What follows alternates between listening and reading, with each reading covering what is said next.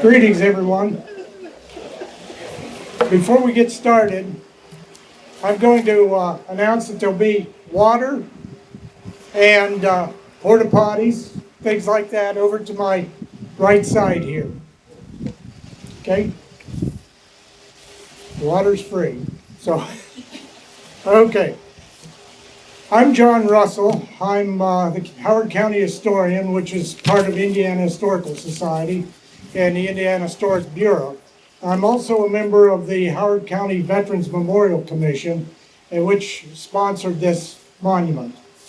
So, in order to keep things short, because I know the temperatures are not short, they're hot. And so I would like to get the program going right now.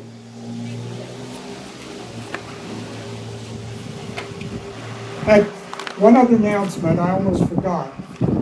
At the end of the ceremony, all women veterans and active duty women personnel, we have a table over here which we're giving away a pin.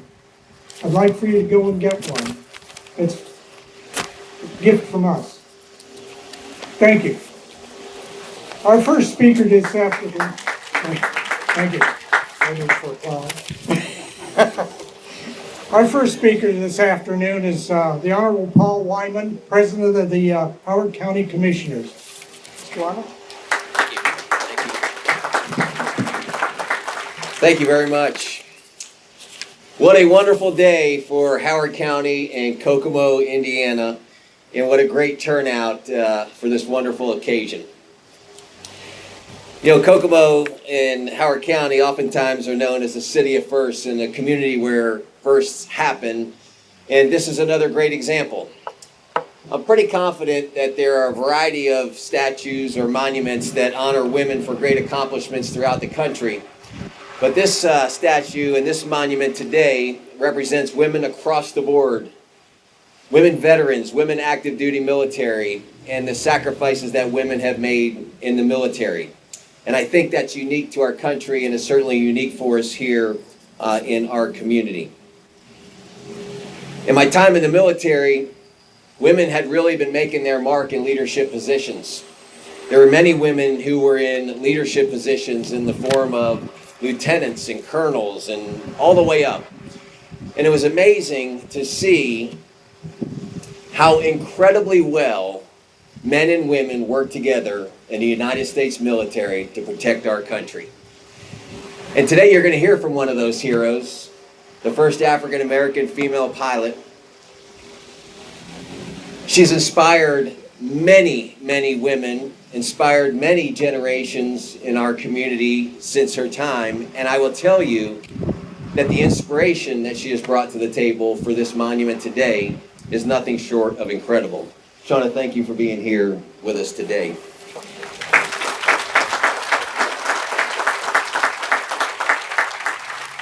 Let me just say a few thank yous so that we can get to the important part of the ceremony today. First, I want to thank Mayor Moore. Pulling off a project like this on the corner of downtown on our courthouse, and it takes a great partnership between city and county government with street closures and construction and all those sorts of things. And the mayor has been an incredible partner to us in county government since his time as mayor. And Mayor, I just want to say thank you, and I appreciate all that you do for our community. Would you give Mayor Moore a hand, please? I also want to thank our maintenance department in Howard County government. These guys day in and day out do incredible work maintaining our facilities throughout county government. And when this project came along, they dove in literally head first to help make this happen. And I'm proud of them. They put their heart and soul into it, along with all of the contractors and everybody who had a hand in it. But they do a great job maintaining the beauty of our courthouse in downtown, and this is just another beautiful element. So would you give our maintenance department a big thank you, please? And let me lastly end with this big thank you. Many of you know Jerry Paul, and many of you know the passion that he has brought to the veteran community here in Howard County.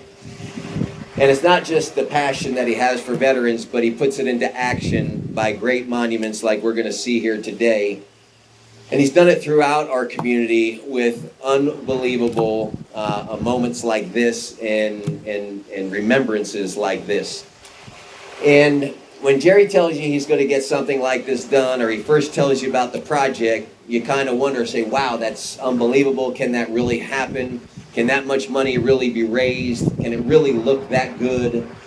And the truth of the matter is, he's done it time and time again, that now when he tells you that that's how it's going to be, you know that's how it's going to be.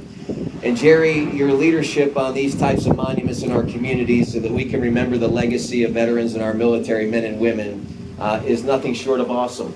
It's phenomenal. I appreciate it. Our community appreciates it. Howard County government appreciates it. Would you give Jerry a big hand, please? Jerry, thank you.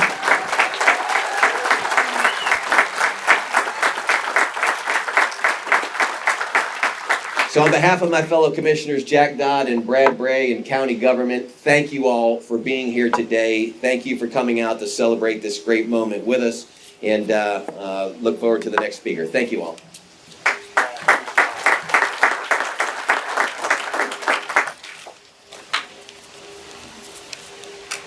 The next speaker is the mayor of the city of Kokomo. I'd like to introduce the Honorable Tyler Moore.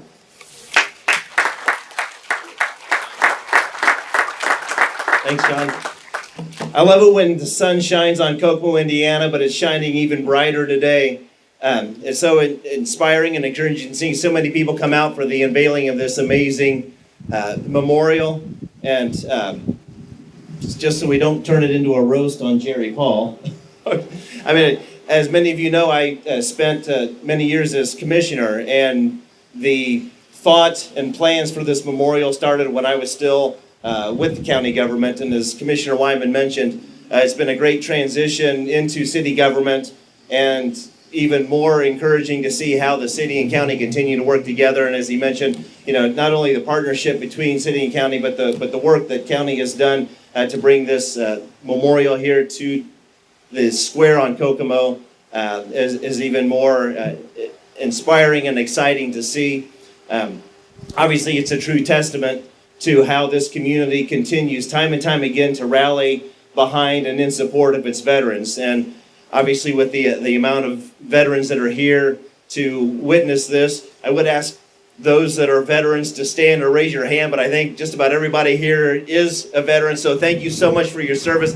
Give everyone and each other a round of applause for the service that you've done. And Lieutenant Colonel Kimbrough, it's beyond an honor to share this stage with you.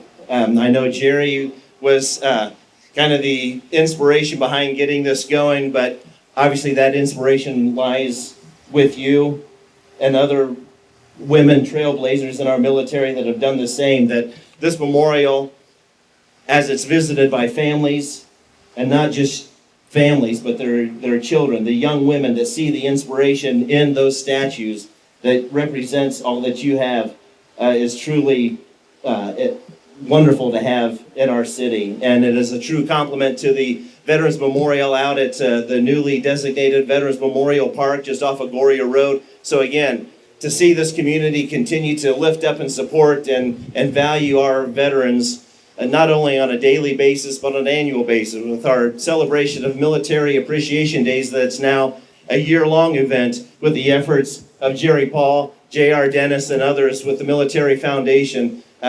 Couldn't be more happier for all that we continue to do for our veterans. And Angie and those out of Jackson Commons, the efforts that they've done to basically end and address veteran homelessness in our community, and it was recognized nationwide. So the love that this community pours out on its veterans is now even further exemplified in this memorial. And as I've said often, it's an honor and a blessing to serve as your mayor when projects and support and events like this come. So again, thank you to each and every one of you veterans who not only have made this memorial possible, but obviously the Charters of Freedom on the north side, or the south side of the square as well, showing that, and then this memorial showing how that's continued, those charters are continue to defend here in the city of Kokomo and in our country. So It's an honor again to be here, and I thank each and every one of you, and may God bless America.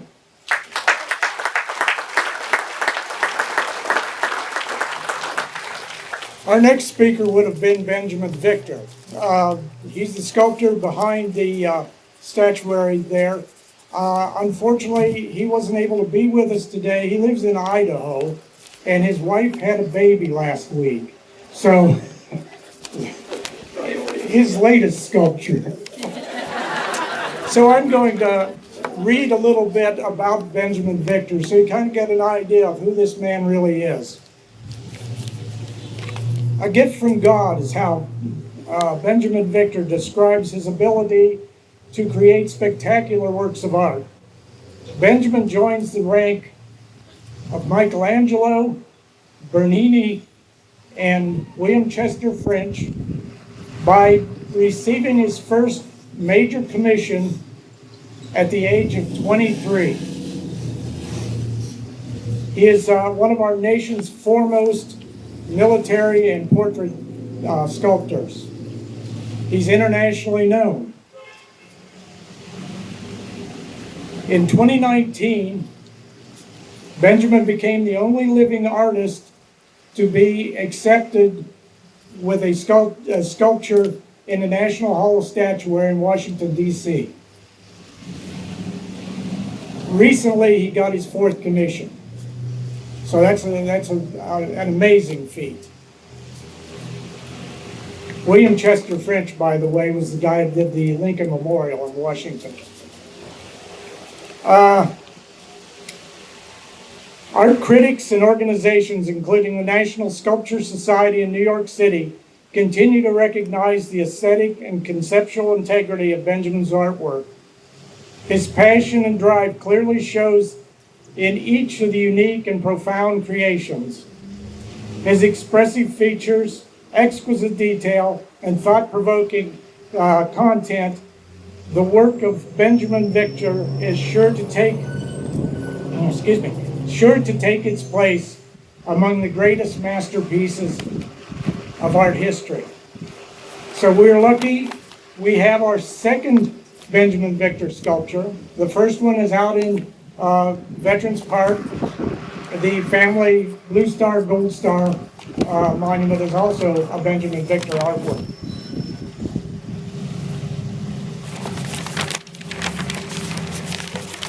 The man responsible for this creation, he's the brainchild, the brains behind the sculpture. He designed the sculpture, came up with the concept, worked with Benjamin Victor directly, worked with several others of us that are here that did work on the monument, and he's becoming our own legend. So I'm going to drag him up here to the podium and introduce Jerry Paul.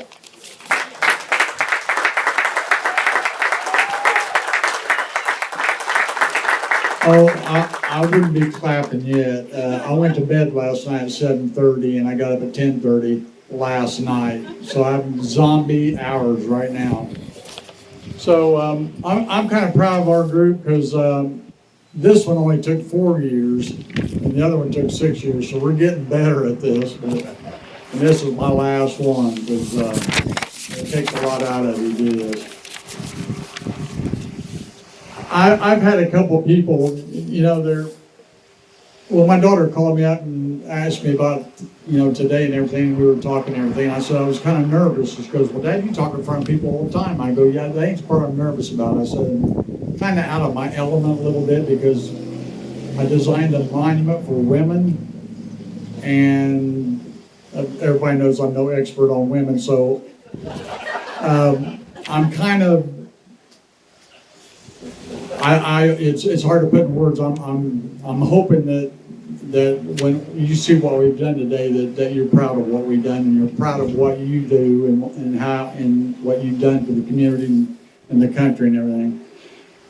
So everybody, you always kind of wonder how you get an idea for something or how does it happen. Well, this was actually kind of an accident because when we were raising money for the other monument, Of course, we're a small organization, so a lot of us couldn't travel because a lot of people work and everything. So I basically stayed on the road for 5 years, and people would come up to me and say, yeah, we'd like you to come and see our monument.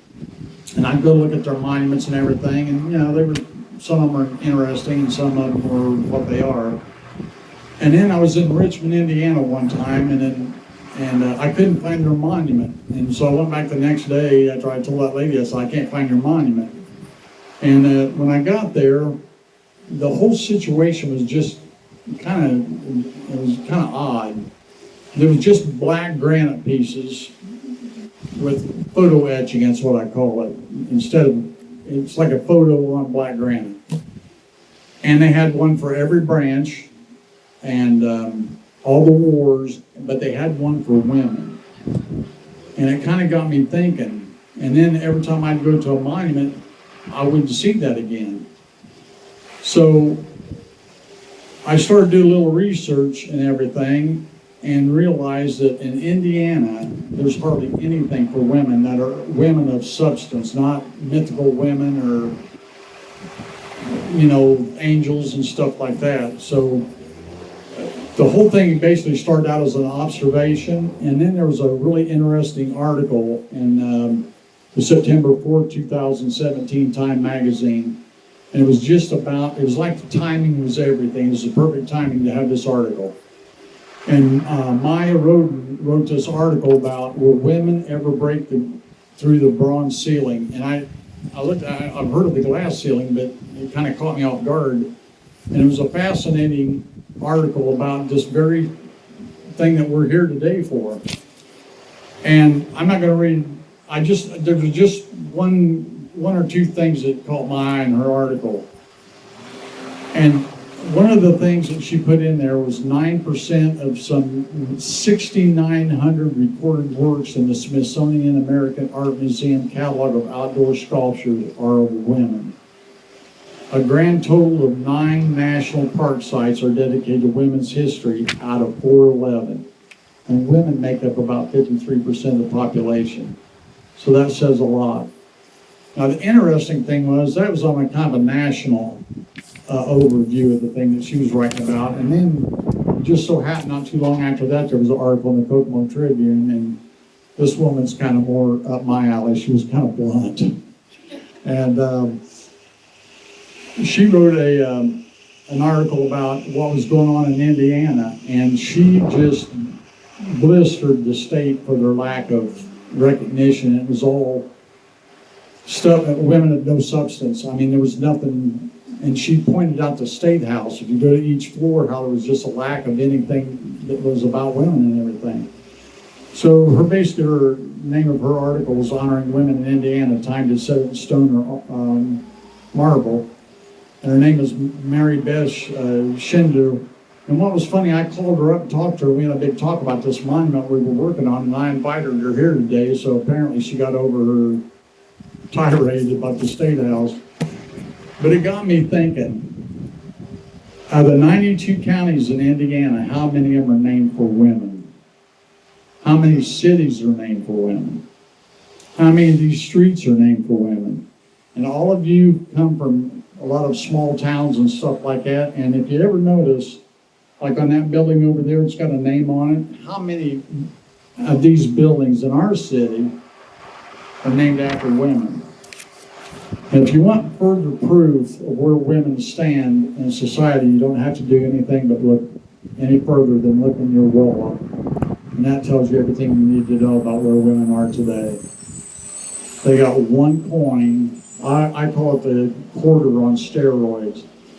I'll guarantee you 99% of the people in the United States can't tell you who Sacagawea is. And nobody uses those quarters. So it's not a very good statement. So that was kind of how we got to get started on this and everything. And when I talked to my board of directors and I brought it up, and I told them the most important thing is we don't want it out there. Because first of all, it would overwhelm that out there. And thank God we didn't, because the ballpark came in. This monument right here needs to be by itself, the largest freestanding women's monument in Indiana. And and this is the perfect spot for it right here. So, now the statues themselves. Now I'm a firm believer that, and I'm the daydreamingest, dreamingest guy there is, because I'll spend as much time in bed as I can. I do a lot of dreaming in bed, let me tell you. And JR knows that from WWKI, because every time I call in, I'm in bed. So, to me, a dream without support is nothing more than an idea going nowhere. And to make that successful, now when John said, I'm the designer, let me tell you something. To get it out of here, to get it there, somebody's got to help. And so I know this is a little long, but I cannot not recognize these people. And I can't recognize everybody that gave money, because we'd be here until dinner. And I think they understand. But I do want to thank Solidarity, Federal Credit Union, Security Federal, Farmers Trust, Community First, and Lead One for being big fans of ours and big supporters always. And they help make it possible. It's almost impossible to get something on the courthouse. So when I went to Benjamin, we were doing the design work. I knew from past practices in the other monument, we had to knock this out of the ballpark. We had to wow them, and I think we did, because they said they approved it, and it actually blew my mind. So I was pumped. So a big thank you to Paul Wyman and Brad Bray and Tyler Moore for having faith in us and giving us a chance to do this. And also the past mayor, Greg Goodnight, was very supportive, so I don't want to leave him out. And here's the thing is, it's easy to get in your wallet sometimes, but it's the people that go beyond the wallet thing, because sometimes you just need somebody's expertise or what their skill set to get something done. So we started out, Kurt Alexander, and he called me, and I guess he got off the roof. He kept calling me. He said, look to your left and look up. And I looked up, and he was up there on that building up there taking pictures. So Paul did all the photography for free, and my first two models for the kneeling down statue and Rosie Ridler were Tabitha Elrod and Jim Lewis, and I think they're both here. Yeah, there's one of them. And there's the other one right there. So I thank them for getting my models, and thank the National Guard, because they gave me everything that she's wearing came from the National Guard, so that was pretty cool. Except for the musket. They didn't have any muskets there, so I'll explain that to you in a minute. Fortune Management, Scott's always been on our side. Matt did all our blueprints for free, and I want to tell you something, getting blueprints done it's not cheap. And I always thank JR from WWKI, because he's promoted everything we've ever done. And I want to thank the Howard County Veterans Memorial Corporation. That's my group that I lead, for nothing else, for just putting up with me. Brad Hodges at IMI Cement, they gave us a big discount. And I'm going to tell you something, for you people that don't belong, in this community right here, the VFW, 48, the Legion, all the veterans groups, every one of them from day one bought into this. And I'm a lifetime member of all these organizations, and I want to tell you something. There's people in the VFW, our Post 1152, that never get credit for stuff. And Pat, where's Pat at? Pat, that guy back there with the white hat, the cover, and the blue shirt. Pat does so much that people don't even know about, because he's just kind of like a ninja guy, the ninja fixer. He just comes in, does it, and leaves, and it gets done. And he was here today, John Meeks and all the guys, to make sure that we had water and chairs and everything else. So, yeah, I love my chapter. And DAV Chapter 28, Rex Ritchie and the state, we needed a sponsor for the patronicity program. And they're the only one that had the right number, the 501c4 or 3, I don't know which one, but it had to be either one. And they were our sponsors for the $50,000 grant application, the matching grant, which we ended up getting, and we were 3 days early, which we were cutting it pretty close. Local 685, I was an 18-year steel worker, and I was a 15-year auto worker. I really got to give them a lot of credit, because the committees, I was on a lot of committees. I was a union steward, went to Black Lake. There was so much there that can inspire you to do stuff, and that's a lot of stuff that I did started at the UAW Hall, the Pop Tab program, and they've always been real supportive, and so that mindset, that really helped me out quite a bit. And I'll tell you something, I hope they're here today, the IBEW, Mike and Zach, where they at? They here? Yeah, there they are, they're my electricians. I want to tell you something. I went to them and they had me come to a meeting, and I asked them, just, can you kind of help us on the labor costs? He says, no, we're not going to do that. He says, we're going to do it all. All the electricity in that whole project, they donated and did themselves. The original monument they went out there and fixed it the other day and never got a bill. So when I ask you, would you like to support your veterans today, they don't have to say we support them every day. They actually do support them every day. So I can't say enough about them guys. Brian Mikesell and our former superintendent, they did that wrought iron. I want to tell you something. I know what wrought iron costs. That's $8,000 worth right there. I met him on Friday. I talked to him. I never met the guy. I met with him on Monday. 2.5 hours later, they had the first panel done. Friday, they had the whole thing done, powder coated and painted. That's how much support they gave us, so you can't beat that. And Paul Wyman already said something about Bill Longstreet. They don't get any better than Bill and then Brad. He's kind of like the mother hen of grass seed. He's out here constantly looking for stuff and making sure everything is perfect. And he was all over this, making sure everything was just right. And I really deeply appreciate that.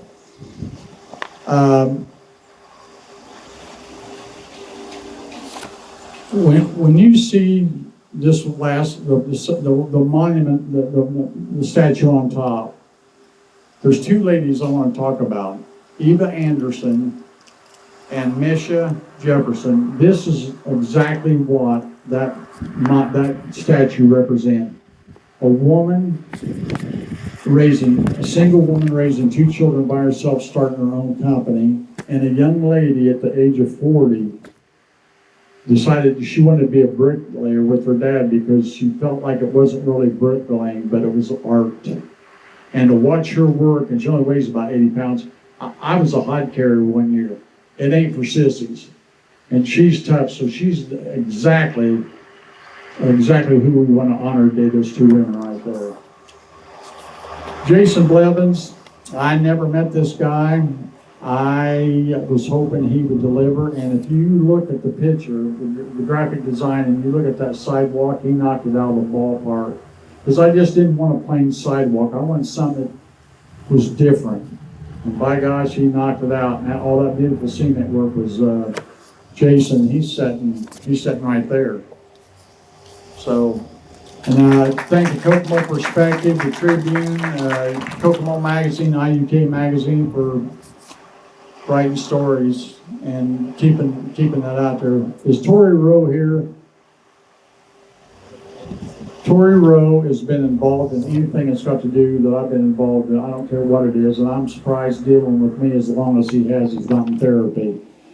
But he's not even a veteran, but he's got the heart of a veteran, and you just can't help but just love him to death. But I know he ain't happy about that sign I put out there, but he's taking it quite well so far. Grissom Air Force Base, thank you for sending me the right photograph of the right woman.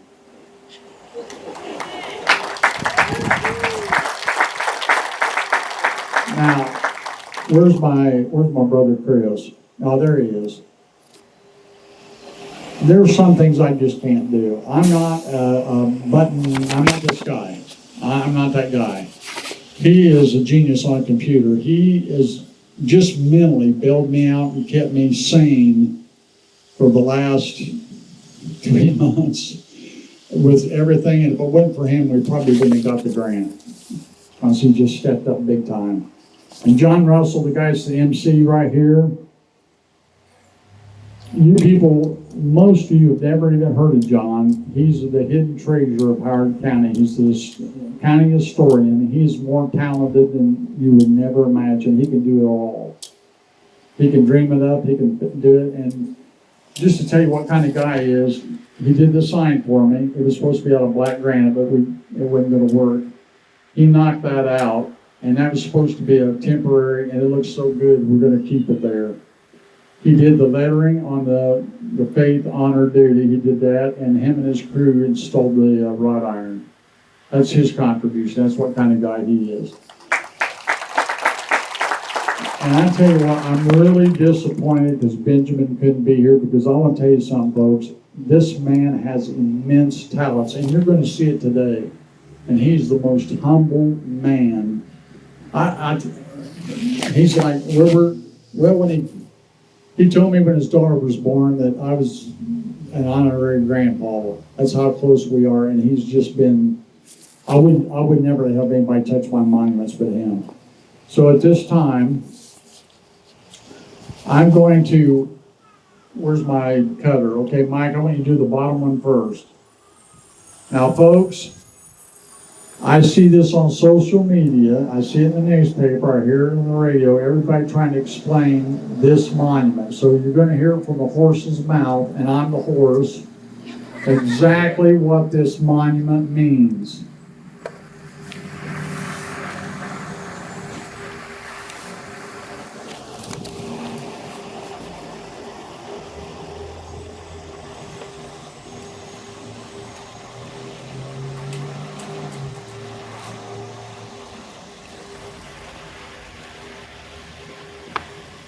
Getting slower, Mike, I'm gonna need a nap.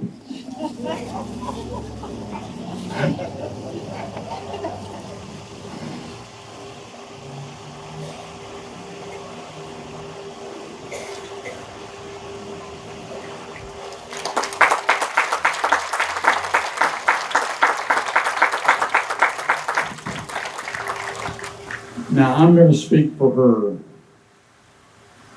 Everything that you see on that statue means something. When she's got her head bowed and her hand on her heart because she is humbled and honored to be able to serve her country. She's kneeling down in reverence to her sisters that came before her sisters now, and those in the future. Here's what throws people off. They say, well, Jerry, she's a modern day woman, but why is she holding a musket? See, all you people see is a musket. What she's holding on to is women's history dating all the way back to the Revolution. She's letting you know that we've been at this since the beginning. We just never get credit for it.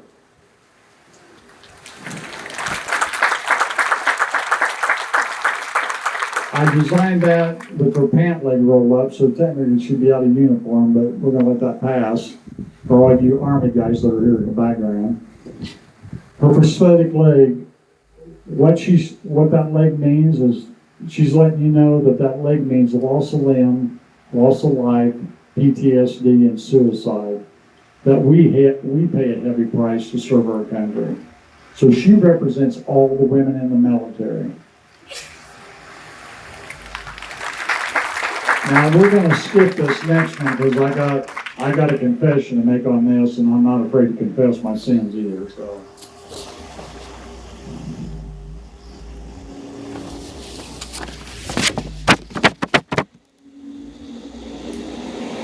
Yeah, Mike, don't take that one off yet.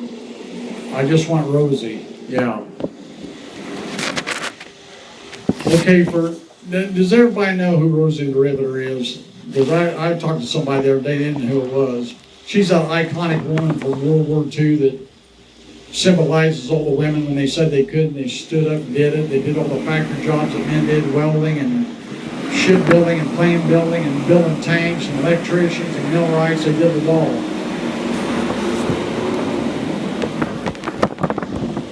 But she goes beyond that. She represents all the women that have ever had to get out and work. Just like Nisha, a single mom raising 2 kids, like my mom, raising 3 kids by herself. She represents all women that work.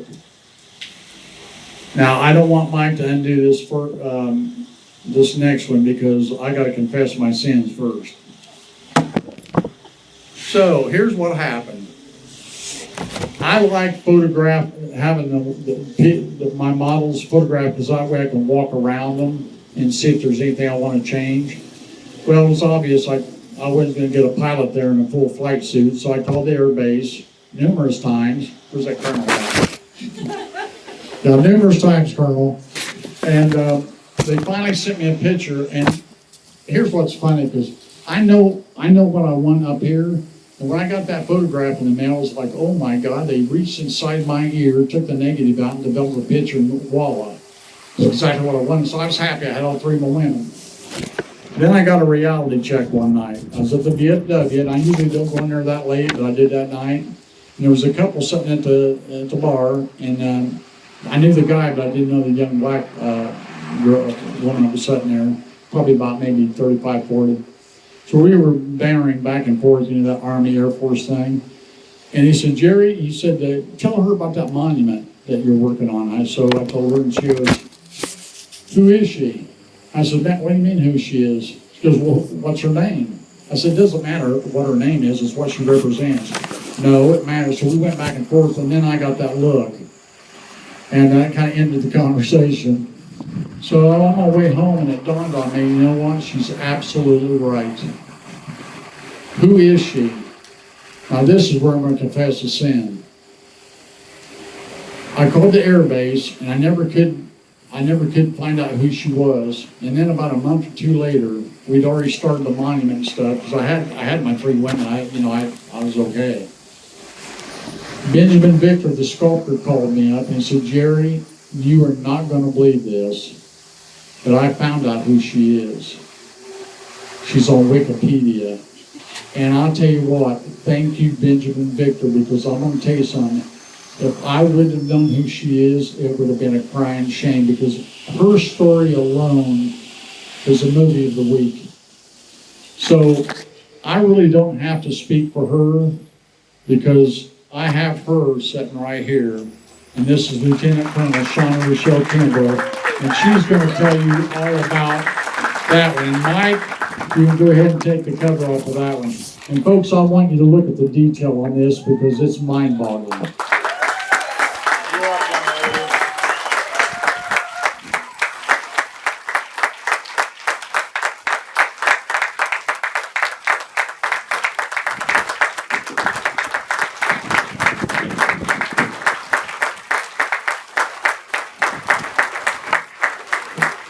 Wow. Wow. What an honor. I don't know if words can express, having your likeness on a monument of this caliber, but I'm going to try. First of all, I'd like to thank a couple of people, and then we'll talk a little bit. But first, I want to thank my parents. They're in the front row. So Dr. Nigga Queen and EU. Right? So because of them, obviously, not only would I not be here, right, but I also wouldn't have a tie to Indiana. My father was getting his PhD at Purdue when I was born down in Lafayette, and that's what ties me to this wonderful state. And they would not, without them, I wouldn't have been able to realize my first dream, which was to fly fighters in the Air Force. They supported me all through the years, and never gave a doubting word, and never made me think that I couldn't do it. They always said, yes, you can. Absolutely. What do you want to do? Go after it. Next, my big sister, Michelle, and her husband, Mike. They're filming and filming. She's been a light in my life every day, and you just don't get a big sister like that. And then she added Mike to our family. Phenomenal, my #1 fan. He goes everywhere I go, in heart and spirit. Amazing. To my husband, Travis, sitting over here. Just phenomenal. Been with me. Been married for 16 years. Been together for 19 years. You don't walk away from your babies and go fly jets at Mach 2 and go to war and do those types of things without an amazing man. knowing that you're walking out and your kids are safe and they are taken care of. And while not perfect, he is absolutely perfect for me. So babe, thank you. I love you. To my boys here, Kate and Jacob, 10 and 14, right? My heart and my soul. And you're the reason that I stand up here in front of crowds and audiences and carry on to be the best person that I can be, so that you guys can walk in light and know that you are worthy and you are deserving of greatness and you're phenomenal young men, and I am lucky to have you in my lives.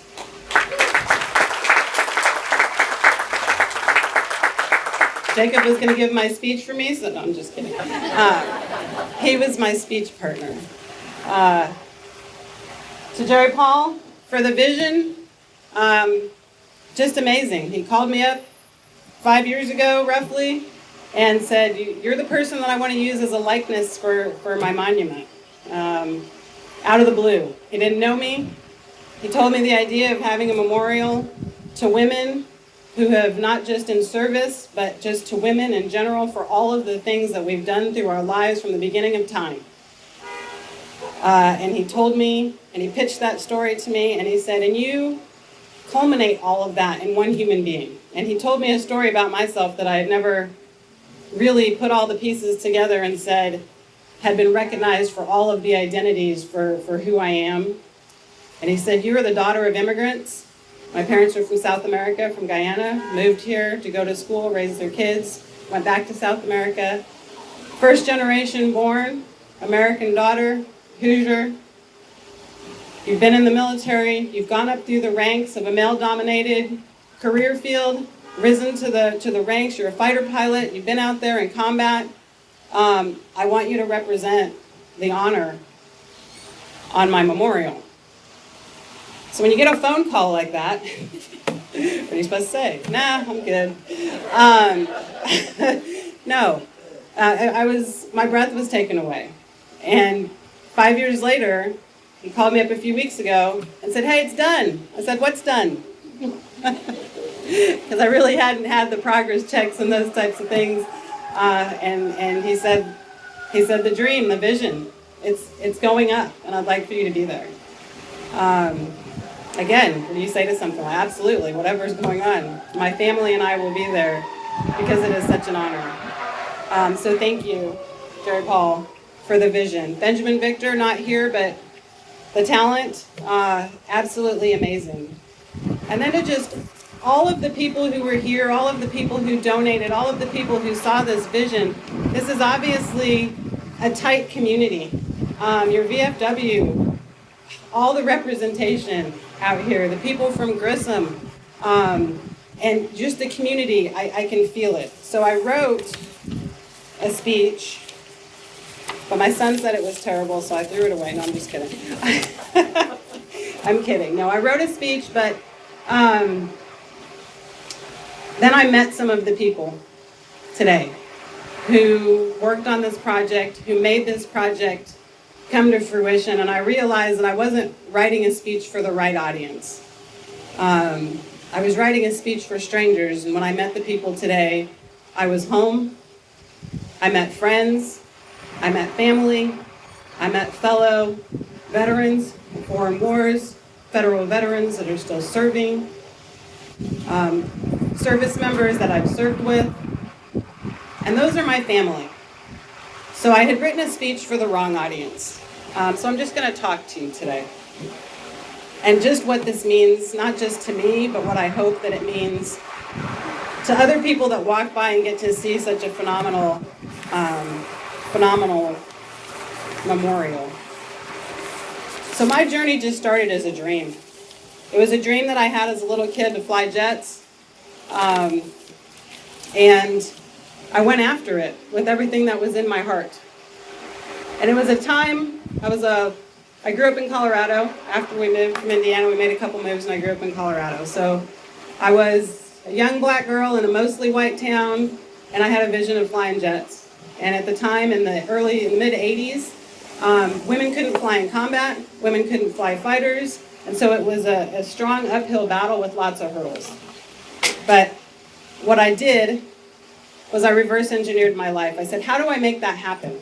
And so I looked at, how do you get to fly fighters? You need to be in the military. We're not a military background family. So I had to reach out and find those connections and find those people who could help walk me through. I joined Civil Air Patrol to get leadership and learn a little bit about what the military was about. And I rose through the ranks there. I played sports. I had good grades because I knew I wanted to go to the Air Force Academy, because that's where the most pilot training slots are, right? So the Air Force Academy is out in Colorado. I actually got accepted to both the Naval Academy and the Air Force Academy, and I almost went to the Naval Academy because I wanted to move out of Colorado. But then I looked at what am I doing? Why am I doing this in my life? What is my why? Because I want to fly jets, I want to fly fighters, I want to fly the best airplanes. And the best opportunity to do that with the most pilot training slots was to go to the Air Force Academy, so that's what I did. Which ended up being a phenomenal fit. Loved it, went there, and then off to pilot training. So it really started out with just a dream of a little girl who was going to climb all those obstacles and do the best that I could in the systems that we had in place. And it was challenging, absolutely. I didn't go out there to break glass ceilings, and as Jerry Paul put it, I broke 2 glass ceilings, being a black woman and a woman in the military and flying in those fighter squadrons. You know, and people look at me and say, well, how was that? Well, it was awesome. It was awesome because I didn't know any better. It was awesome because you're flying F-16s, right? And you're defying gravity, and it's the most free a person can be is in those airplanes. And it was at my heart. So any obstacle that anybody would have put in front of me for any reason, I didn't care if it was because I was black, because I was a woman, because I wasn't tall or short or whatever. I was going around it or through it or over it because it's what I wanted to do. And when I turn and I look back now with 2 young boys, and I know that I need to be that example, that's why I go out in public. That's why I allow my face to be used on different memorials and things, because it's important for women to know, it's important for young children to know that whatever they put their mind to, they can absolutely go and achieve it. And we as those adults,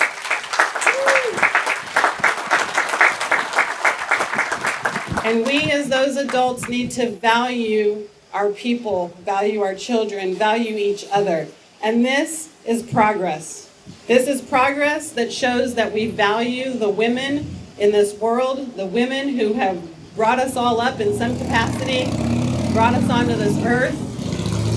And it's a tribute to all of those women.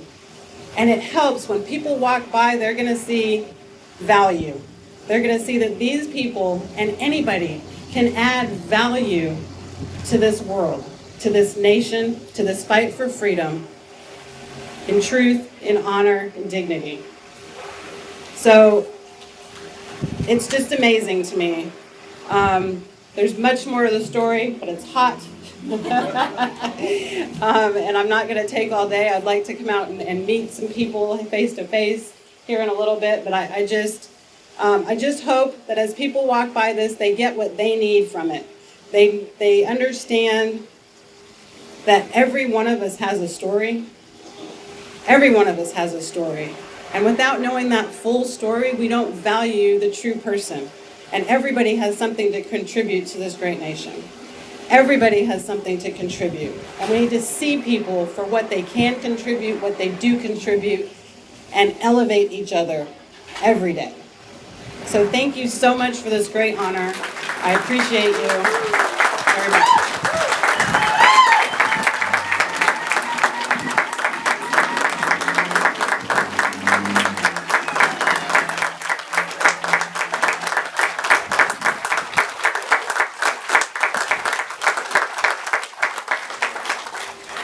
Thank you very much. That was inspiring.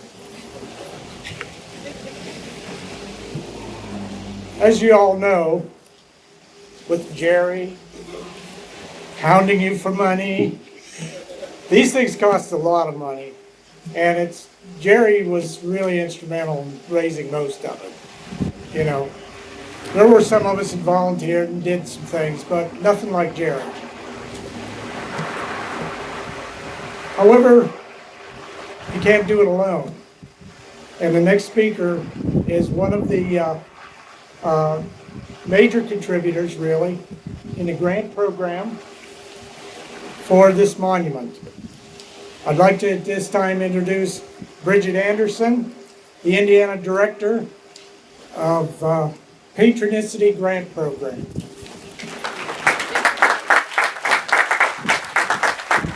It's really impossible to follow Lieutenant Colonel Kimbrell. So, Jerry, I love you, but this order is a little suspect.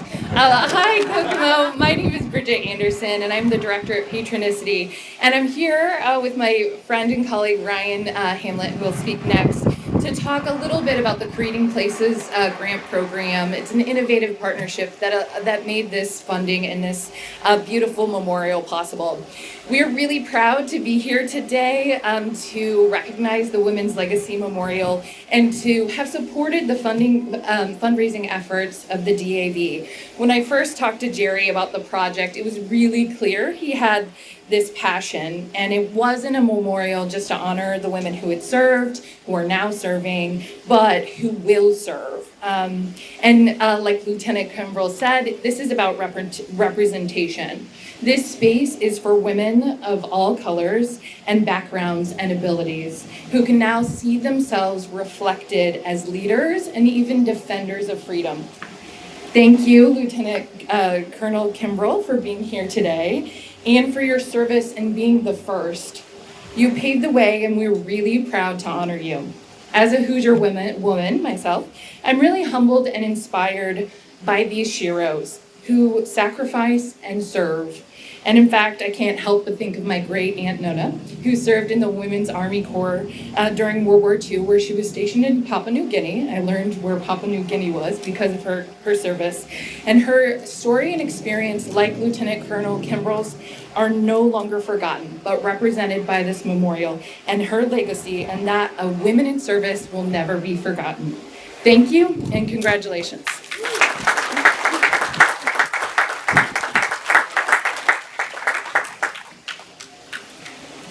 Our final speaker is Mr. Ryan Hamlet, Placemaking and Environmental Review Manager for Indiana Housing and Community Development Authority. Mr.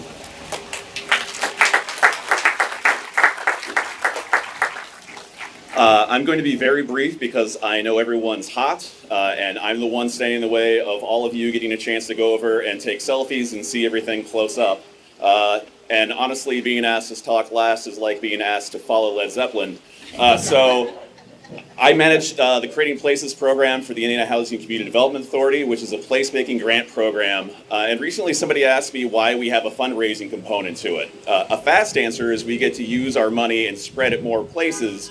But a better answer is by having the fundraising component, everybody that donates to a project gets to walk up to that project and go, that's my project. I donated money to that. I helped it happen. And so there's an ownership that is amazing, and people get to buy into a project and not just have it plop down in the community.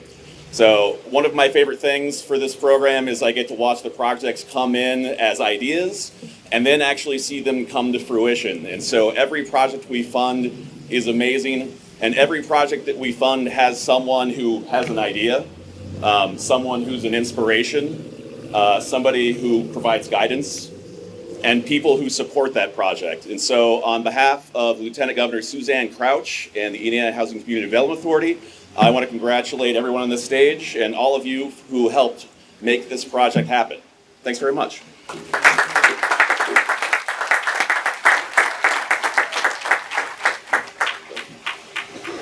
Soft floor. At the end of this event, I'd like to ask Jerry Paul to come up and give some closing remarks, and then we can take a look at things. So, Jerry? I'll try to keep this under a half hour. Just because Paul Wyman said so. When it comes to all three of these monuments, for all the women here that are veterans and all that are here that are still serving their country, believe it or not, you have more in common with the Vietnam veteran than you know, because we understand rejection. We know what it's like when we came home what we went through, and you're doing it, and we're one generation, you've been many generations. One thing I hate to hear is when a woman finally says, I'm a veteran, and the first thing out of somebody's mouth is, oh, really? That's one of the greatest insults you can ever say to a woman that's serving this country or a veteran. Don't diminish their accomplishments. For all you young ladies out there, be like Shauna Rochelle Kimbrell. She didn't reach for the stars. She flew among the stars. She smashed those two ceilings.